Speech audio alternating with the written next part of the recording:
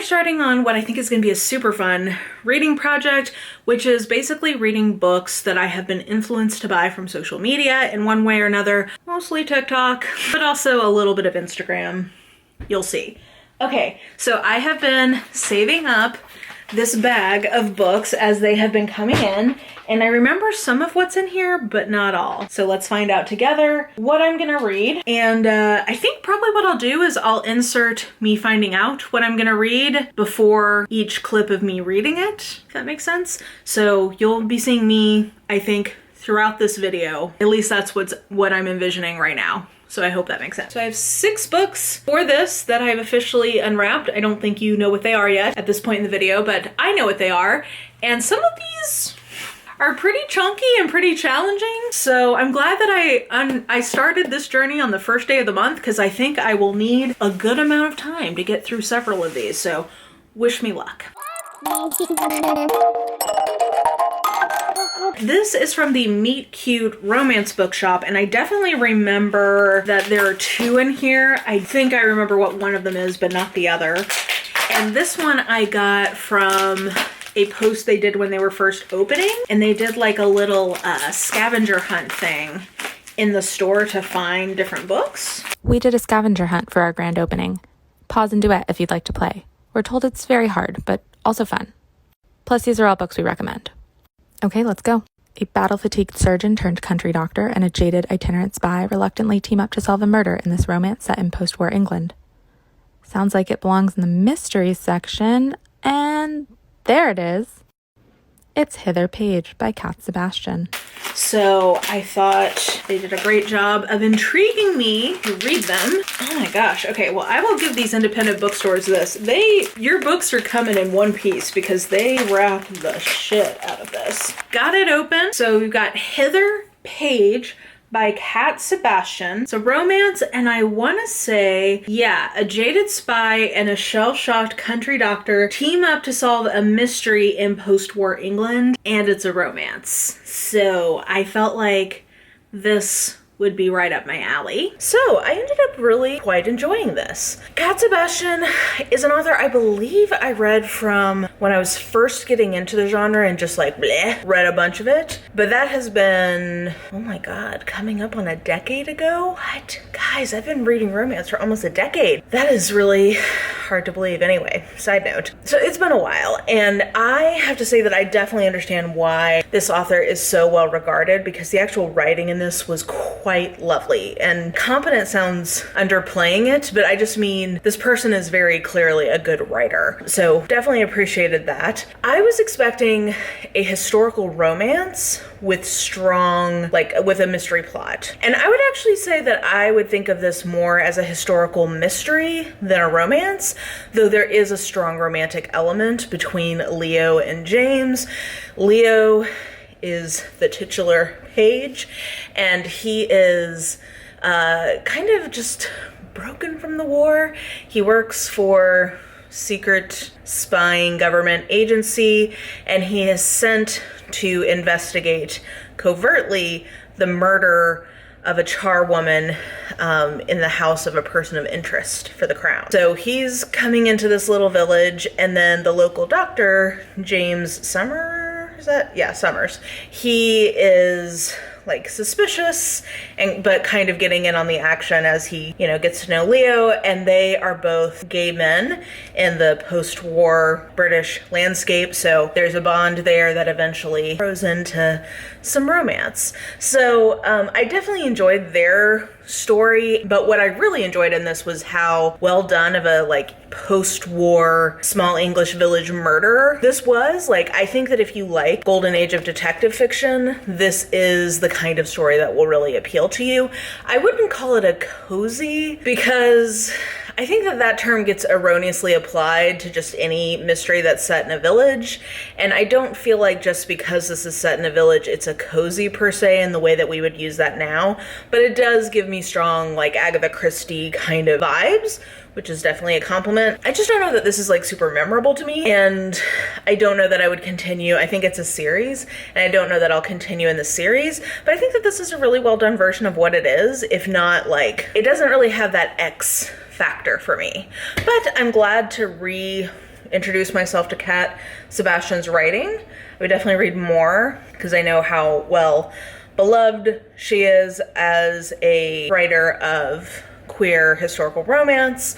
So I would definitely read more, and I liked all the elements of this. Like, this was a delightful palate cleansey kind of read, so I would call this a success. Oh, I should also mention, I got this cute bookmark. I don't think that I found it when I was originally unboxing, but I did find it in the book once I started reading. Okay, this first in a series slow burn steampunk adventure romance is set in China during the Opium Wars.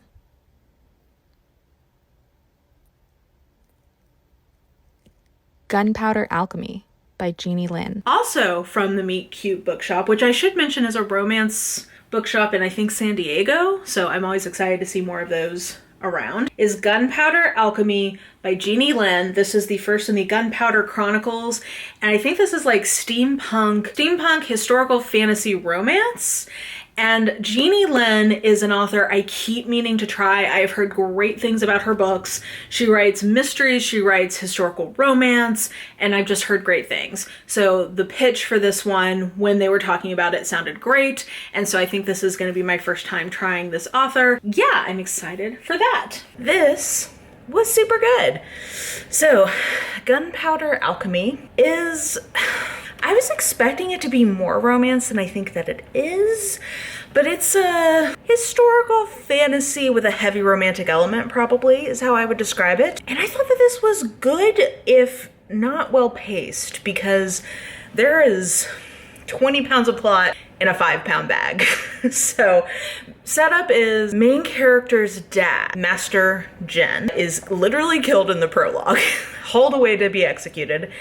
And he was the chief kind of like engineer for the emperor in their fight against Western imperialist kind of forces.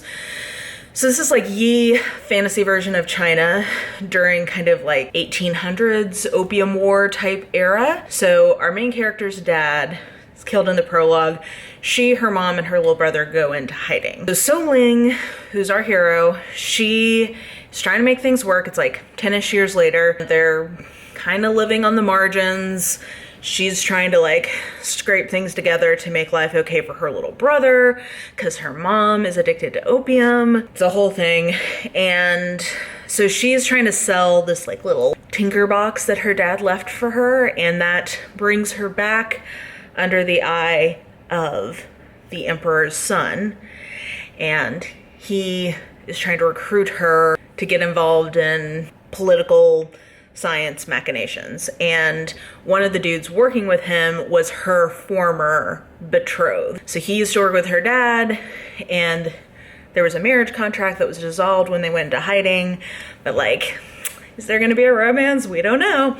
So anyway, all that to say, there's so much that happens in this book. It's very action-packed. So I think that kept me from loving some of it, because it just felt like, and then this thing happened, and then this thing happened, and then this thing happened. Like, it didn't feel like things had room to breathe. But I went to look to see if my library had the rest of this series, and I noticed that it's on Kindle Unlimited. So I could totally see myself continuing at some point in the future with this on Kindle Unlimited, since it's there. I do think, though, I'm not gonna say it's like a definitive ending, but I think if you decided, like, I don't think you would be left totally SOL if you wanted to try to read this as a standalone. Like I said, since it's available on Kindle Unlimited, I think I will continue in this at some point, but it's not one that if I never read around to it, I would feel like this story was incomplete in and of itself. So anyway, this was my first outing with Jeannie Lin, and I feel like it was successful. I feel like I am intrigued, and if you want a less devastating version of the Poppy War trilogy from R.F. Kuang, maybe look at this. Like, this is like the steampunk, more romance, less absolutely destroy your soul version of that kind of a conflict. So anyway, also, she does see this fan is an actual thing in the book, and it's rad as fuck. So I appreciated that. Anyway, I would call this one a definite success. Oh, also, I forgot to mention, I found this little postcard in it that said, "Greetings from Romancelandia," and it was like, thanks for buying from us. So lovely little touch here. Oh, yeah. Okay, I left this in here because I went into my local bookstore Novelette, which is what this bag is from, because they had posted on, I think, Instagram that they were having a 50% off table. And so I went in to check that out, and I got this book for 50% off. But while I was there, I bought other things because I'm weak, and that's just how things work. So the other things that I bought, I got this beautiful cover, and it was on a display, and it called to me. It's called Barrow of Winter by H.M. Long. It seems Thray is the last daughter of Winter, haunted by the legacy of her blood. And let's see, she's got demigod siblings, and she has to go on like an adventure to earn those demigod siblings' trust to get answers about Winter. I don't know. I just thought that this was a beautiful cover. It's not that long. I'd never heard of this fantasy novel before, and I thought that it seemed pretty rad, so I kind of want to try this. Okay, disappointed to tell you I'm DNFing this, especially considering how short it is. But I was like, I'm resenting this book every time I try to read it. So yeah, there's just something in the writing in this that is not for me. It's present tense and overly mannered. I don't know. It's a certain je ne sais quoi of non-enjoyment that I'm experiencing with this. So yeah, it's a fantasy. It is in a series, but the author says it can be read alone. Like, you don't have to read the other books. Maybe if I was more invested in the world, I would be more into it. I don't know. Yeah. I think I'm a minority. I went to look up, I was like, does anybody else have a problem with this? That's how I found out the author says it's a standalone, because that's what she put in her review. And everybody else was like, tens across the board. So it's probably just a me thing, but this one isn't for me. So that's a bummer, but I'm actually not mad that I got this, because I have a specific thing that I'm going to use this for. So this will see life again. And yeah, bummer, but hopefully onwards and upwards from here. Also from Novelette, they had a blind date with a book section, and there was a couple that seemed safer, but this seemed like something I would not pick up by myself, probably. It's described as Norway, strange, and surreal. I have no idea what's in this. Oh my god, if this is Norwegian Wood by Haruki Murakami, I'm going to scream. That just occurred to me. I hope that's not what this is. But we'll find out. Okay, please. It's hardcover, so I'm guessing probably not. But maybe. Oh my god, that would be so bad. Oh, phew. Okay, that was a relief. I don't have any feelings about this, but I'm glad that it was not that book, because Leanna made it sound like an absolute nightmare. The Morning Star by Karl Ove Knausgaard. I've heard of this author. Obviously, they've been all over the place. Let's see here. Oh yeah. Oh my god. Yeah, some of these titles seem like they're a lot, but okay. Last night a new star appeared in the sky. The morning star. I know what it means. I know that it means it has begun. One long night in August, Arn and Tova are staying with their children in their summer house in southern Norway. Their friend Egil has his own place nearby. Catherine, a priest, is flying home from a Bible seminar. Let's see here. Got all these different people. Let's see here. Above them all, a huge star suddenly appears blazing in the sky. It brings with it a mysterious sense of foreboding. Strange things start happening as 9 lives come together under the star. Hundreds of crabs amass on the road as Arn drives at night. Justine receives a call about a death metal band found brutally murdered in a satanic ritual. The strangeness that permeates our world and the darkness in us all. Okay, well, I would not... Ooh, good. This is long. Oh my god, this is almost 700 pages. Well, I did not have this on my bingo card for the year, and I had no idea this is what I was getting in for. But I'm down, so we'll see how it goes. I could see this being a surprise hit or an absolute catastrophe. Let's find out which. Okay, checking in on The Morning Star by Karl Ove Knausgaard. Knausgaard, I don't know. I am gonna DNF this, but it's not a I hate this DNF or I just can't keep going DNF. It's a this is really long and this is fine, but not good enough to keep going for another, I don't know. I'm on page 106, and I think there's like 660 something pages in here. So for another 550 pages or so, yeah, like I just don't, I'm not into it enough for that. And then sometimes what I'll do if I'm on the fence for things like this, I'll go look at the Goodreads reviews and see what people have to say. One thing that stood out is apparently this is not a standalone. And once I realized that, I was like, oh, no, no, no. No. So, but this is really lovely in terms of its writing. So like I can see why people are into it. The titular Morning Star, it's kind of like a, sort of like a, if, it feels kind of theological, I think. So like we're trying to figure out what the appearance of the star means, and there's some like speculative things happening. So like one of the characters is a priest, and she's been hired, is that the right word? She's doing a funeral for someone, and when she shows up she realizes that the person she's doing the funeral for she had met a couple of days prior, but the person is supposed to have been dead for 10 days, I think, and the funeral got booked like a week ago, so like how did that happen? So this feels very like biblical, like people rising from the dead, a new star in the east. I don't know, it feels like that's kind of the vibe it's gonna go in, which I think is interesting. And like I said, the writing is nice. It's not necessarily my kind of book at this point in my life. I'm much more likely to pick up a classic that is kind of in this vein. So yeah, I don't know. Not with prejudice, and I'm glad that I, can say that I've at least tried his writing. Like that's kind of cool, because I know that he's a very popular figure in literature, but ultimately this is just like not for me. So not bad, but not one I'm gonna finish. So there you go. But it's always good to push yourself out of your comfort zone, which is kind of part of the reason why I do these kinds of experiments, is to see if a book is something that I could end up liking. And then the novel Neighbor.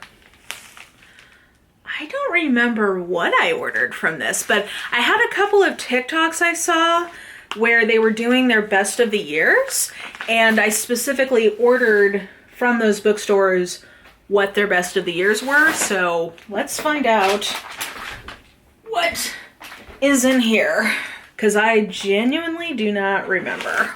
I have read 275 romance novels this year. It's not a flex, it is a cry for help. Here are some of my very favorites. Undertaking of Heart and Mercy is a fantasy romance that made me full body sob on an Amtrak. It's something about this like Western zombie romance just really got to me. It feels like it's probably 2 books, maybe? Man, they wrap this sucker up good. See, we've got this, and okay, maybe it's just 1 book, but it's just very thoroughly wrapped, which I appreciate, especially because it seems like it's soft cover, so they kept it from being bent. And look, it's got the pretty wrapping, got my receipt tucked in here nicely, and a bookmark, so nice. And what is it? Oh yeah! Okay, yeah, I do remember this. So this is a fantasy romance, I think.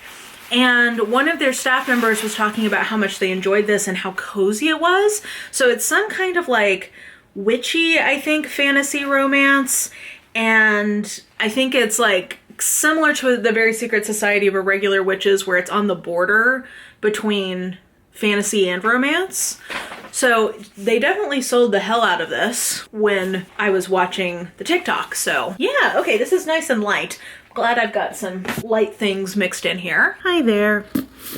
Checking in on Undertaking of Heart and Mercy by Megan Bannon. I ended up really liking this. I would be curious to hear from people who have read this, who don't already love You've Got Mail, / the whole shop around the corner story that has been told like 3 or 4 times in movie form, because this is that story.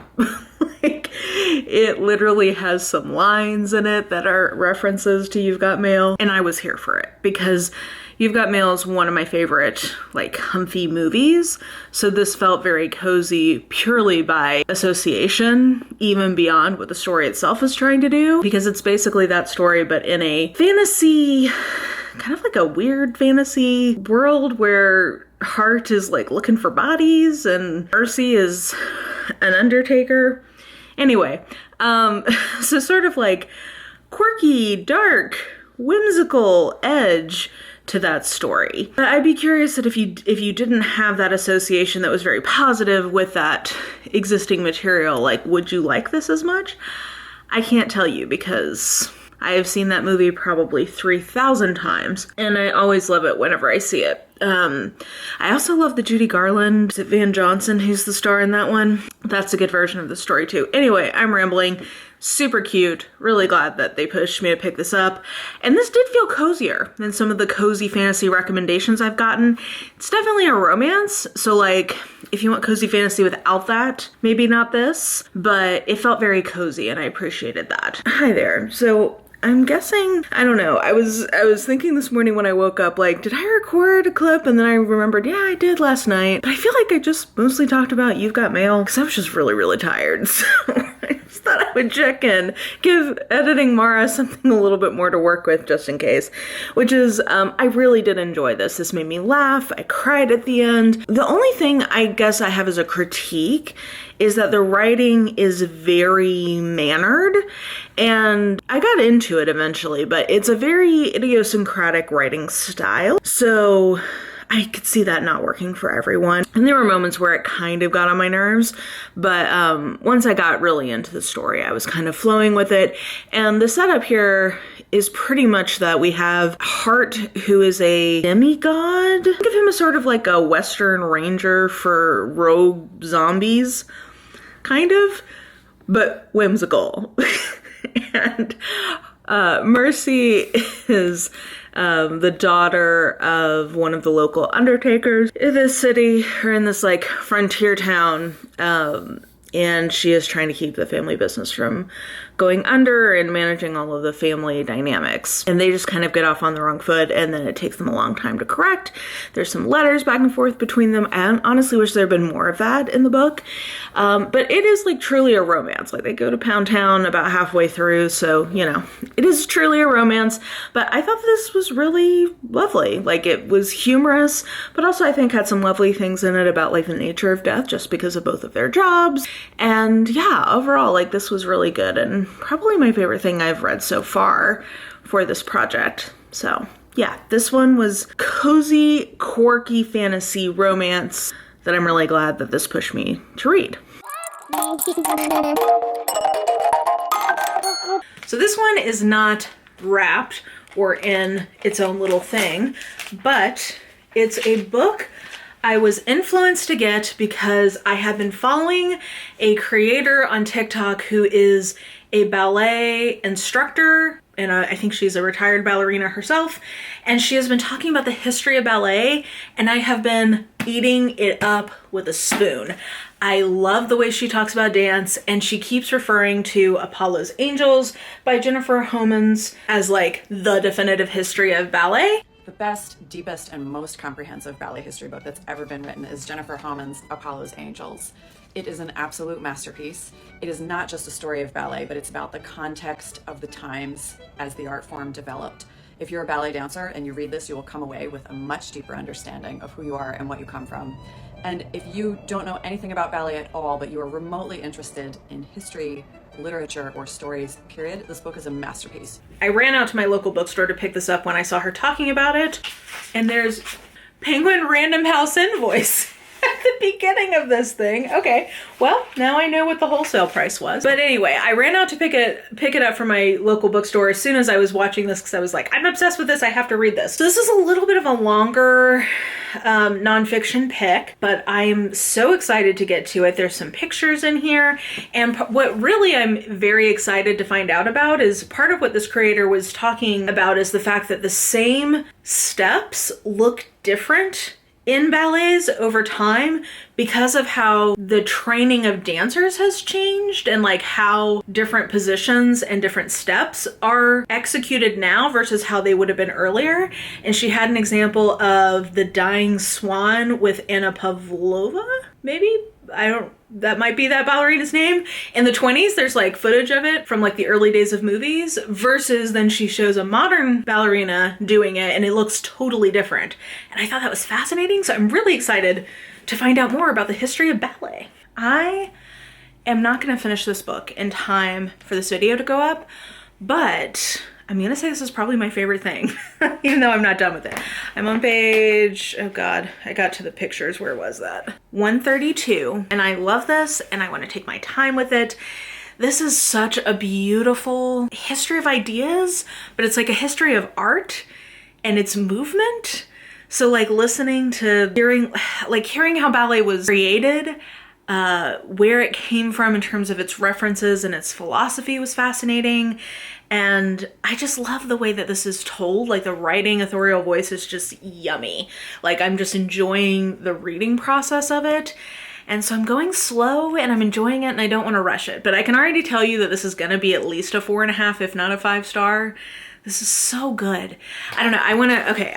The reason I didn't know what page I was on was because I flagged earlier a little passage I thought I would read for you to kind of capture what this book is about. So she's talking about how ballet is more memory than history because it doesn't have a formal, like widely used notation system the way that music does. Like there have been attempts at that, but it's never really like stuck. So literally ballet is passed from person to person. And so it's like an act of memory rather than an act of history. I don't know. Okay. So the teachings of the master are revered for their beauty and logic, but also because they are the only connection the younger dancer has to the past. And she knows it. It is these relationships, the bonds between master and student, that bridge the centuries and give ballet its foothold in the past. Ballet, then, is an art of memory, not history. No wonder dancers obsessively memorize everything: steps, gestures, combinations, variations, whole ballets. It's difficult to overstate this. Memory is the central to the art, and dancers are trained, as the ballerina Natalia Makarova once put it, to eat dances, to ingest them and to make them a part of who they are.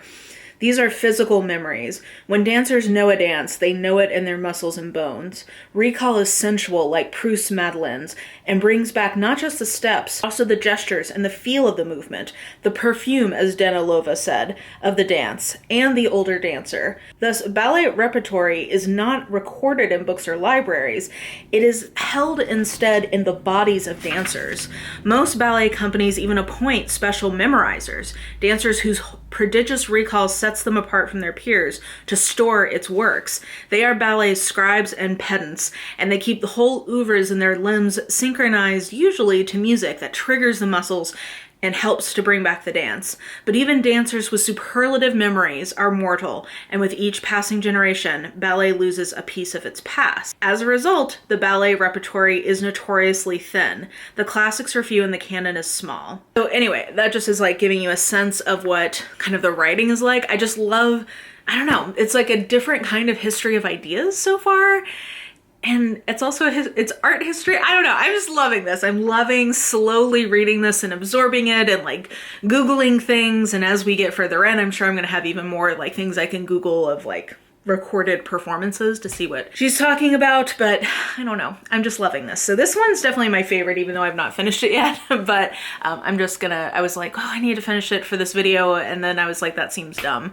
I should just enjoy this and tell you guys that I'm enjoying it, and I'll check in at the end of the month or whenever I finish it with my final thoughts. So, to summarize my results, I think one thing that I just learned from this project is that specific recommendations trump, for me at least, overall kind of product placement recommendations, because the two that I DNF'd were both from my bookstore, which I love that bookstore and I've read things that I've really enjoyed from it on a whim. But the Morning Star, well, probably my least favorite, I should say, was Barrow of Winter, because I just was not into the writing. But that's a very hard, like that's a very, even if I had gotten this hand sold to me, that would be a hard thing for me to know going in. So I don't know, but this was my least favorite. I would say I'm glad to have tried this author, Nelsgaard. A very competent writer, an interesting book, but just for how long it is, not one that is for me in terms of like really committing to the time and effort it would take. But I think if you're interested in sort of a literary speculative exploration of religion and the nature of reality, I think, you know, go for it. So I'm not mad to have been made to read that. The two in the middle, I would say, were the two from Meet Cute, and these both actually have very similar thoughts about in terms of what worked for me or what didn't. Both of these, I think, worked for me as not romances. I liked them in terms of their other plot elements. So this I liked more as a mystery, and this I liked more as sort of a steampunk epic fantasy type story. And you know, the romances in both of these were fine, like the romantic elements were fine, but not what like really made them memorable. But these were both authors I've been meaning to try. This one, Sebastian, I think I have tried at some point, but it's been so long. Functionally been meaning to try them. And I definitely will continue. I would read more historical stuff from Cat Sebastian. And I think I probably will continue this series on Kindle Unlimited and will certainly seek out more from Jeannie Len. So I would say I gave both of these 3.5, and both of these were, I would consider to be successes. And I appreciated the cute little extras they threw in there. And then last, but definitionally not least, the two that I liked the best were definitely The Undertaking of Heart and Mercy, which I gave 4 stars to, and I have not finished Apollo's Angels, but this is going to be a 4.5 or a 5. This, I think, definitely is closer to being cozy than several of the cozy fantasy romances that I've seen going around. This, I think, had more of those vibes. I would put this about on par with The Very Secret Society of Irregular Witches in terms of the level of coziness and how much romance there is. This one actually might be even more. I feel like it's a little cozier. I don't know. But this one, this one was a very surprising book, and I appreciated it being just something like different. I always, at this point in my reading life, appreciate something that feels fresh or different or unique. So I thought the world and authorial attitude and overall kind of vibe of the book was really cool. 4 stars there, and then this will be at least a 4.5, if not a 5, once I finish it. Beautifully written history of art and ideas. So overall, we had some hits, we had some misses, but I feel like this was productive. And my takeaway in terms of like what I learned about being influenced by social media is I think when it's a specific pitch for a book, if it sounds interesting to me, those are more successful than just sort of like general lists or general recommendations. So like if I see someone sort of specifically pitching, this is what I love about this book, it is more of a hit for me. Seems to be the kind of trend here. So anyway, I hope you guys enjoyed this video. Let me know some of your favorite places to be influenced on the internet about books. Hopefully BookTube is one of them. And yeah, if you enjoyed the video, please like, subscribe, follow me on the social medias if you are so inclined. I have all that information listed in the description box below, and I think that that will do it. I hope you're having an absolutely lovely day today, and I will just talk to you soon. Bye!